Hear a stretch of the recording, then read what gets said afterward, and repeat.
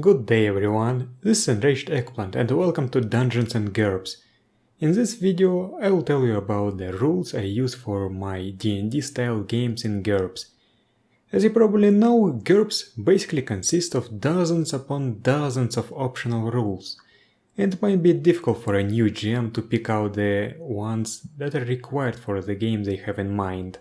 First, I'll say that when it comes to D&D style games, I am striving for heroic realism, which is similar to what GURPS offers by default. Nothing too gritty, but not very cinematic either. I actually find that using some of the realistic rules often allows for cool feats for the characters that would be impossible in a cinematic game. For example, removing an enemy's armor by cutting the straps. Isn't that great? On page 420 of the GURPS basic set, we have a box with 3 optional rules. Bleeding. I like this rule as it makes the first aid skill more important and makes low strength enemies still dangerous if they have non-crushing weapons. Thus, a cut from a goblin's axe might not deal that much damage by itself, but bleeding out will be an issue. Second is accumulated wounds. This one adds a bit more bookkeeping, but I really like this rule. Again, it makes it possible for long strength opponents to cripple your limbs. And if you play a low ST character, then you will be able to, for example, cripple an ogre's foot if you hack at it repeatedly. And the last one is last wounds. Honestly, I always forget about this one, but I don't think it's a bad rule for D&D style games. Changing posture in armor makes heavily armored and lightly armored fighters slightly different. It's a small rule, but it's a nice one. Damage to shields is a very important rule in my opinion. Shields are very good in GURPS, unlike in D&D. Making them breakable adds a lot of depth, decreasing the benefits of having a shield, increasing the power of high strength and high damage weapons, and making differences between the various shields more pronounced. Sure, it adds some bookkeeping, but I think that it's worth it.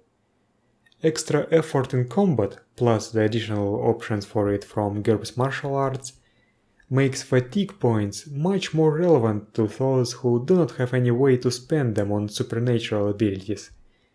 It also helps out low strength characters a lot for that sweet damage bonus. Next up, we have the entire combat chapter from GURPS martial arts that starts on page 96. I use almost everything from that one. These options add a lot of tactical depth to the game, making combat 10 times more fun than it was. Also, I find the rules for penalize multiple active defenses to be critically important. However, what I don't use from that chapter is harsh realism for unarmed fighters, from page 124. Monks and other unarmed combatants are my guilty pleasure. Even with heroic realism in mind, they usually are subpar compared to armed fighters, so it makes no sense to make them even worse.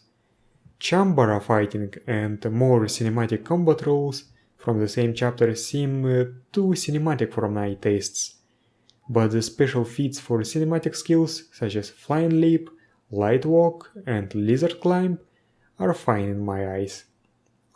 Injury and Recovery chapter from GURPS martial arts is something I haven't used in full yet. I have used the new hit locations and extra options for the existing ones, but I would love to try out partial injuries. These will add some extra bookkeeping, but I think I'll be able to handle it. GURPS Low Tech also has a bunch of optional rules that might be relevant for D&D style games.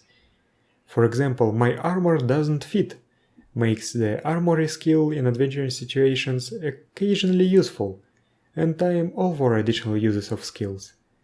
Blunt trauma and edged weapons on page 102 makes high strength and weapons with high damage bonuses better, and makes armor better too. It's a great rule that everyone should use, I think. There's also harsh realism for ranged weapons, but I prefer not to use it.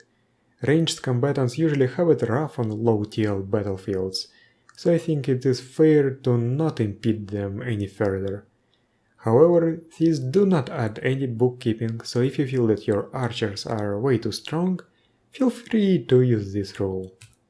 GURPS Low-Tech Companion 2 Weapons and Warriors not only is a very interesting book to read, but also a book that introduces some new rules that range from very optional to essential.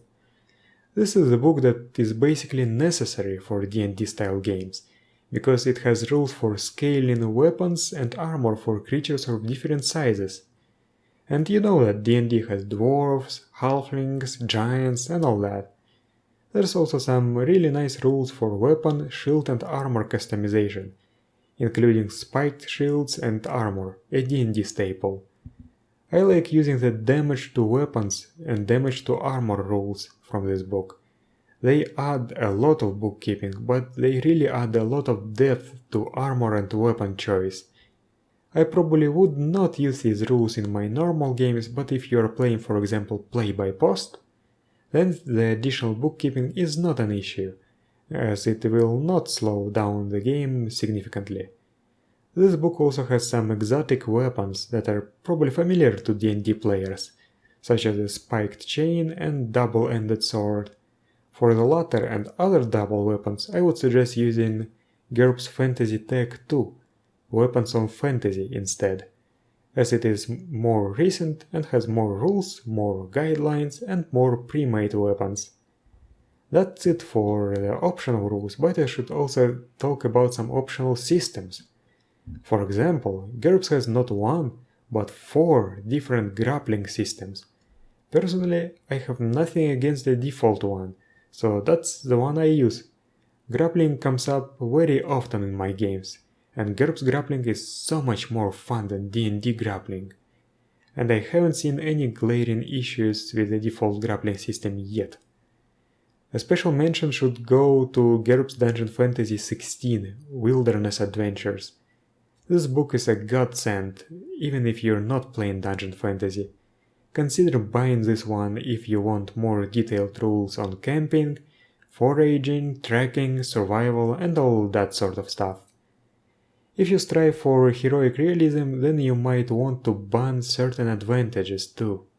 For example, this is my list: Gadgeteer, Gizmo, Gunslinger, Heroic Archer and its variants, Foresight, Rapier Wit, Serendipity, Social Chameleon, Weapon Master, but not trained by a master.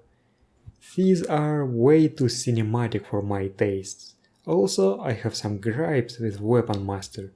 Peter Del Orto has put it into words more elegantly than I would ever be able to in one of his blog posts that I will link in the description. In addition to those issues, I feel that Weapon Master makes encounter balance much more difficult. Generally, you know how much damage a fighter can do on average, but Weapon Master creates an entire new category to take into account. An armored enemy with a certain level of DR might be impervious to a fighter without Weapon Master, but the same DR might be almost unnoticeable by the fighter with Weapon Master. This isn't cool. However, if you want a more cinematic D&D game, feel free to use all of these advantages. I will not judge you. GURPS also has 2 different published strength tables, the default one and the knowing your own strength one. There are many various fan-made ST reworks, out of which reduced swing damage is probably the most well-known one. I will link it in the description. I've played with these 3, but all of them are good. For D&D style games, I would recommend either use the default one or reduced swing damage. Knowing your own strength works better for a modern game or sci-fi games in my opinion. And that's it for this video. Thank you for watching and I'll see you in the next one.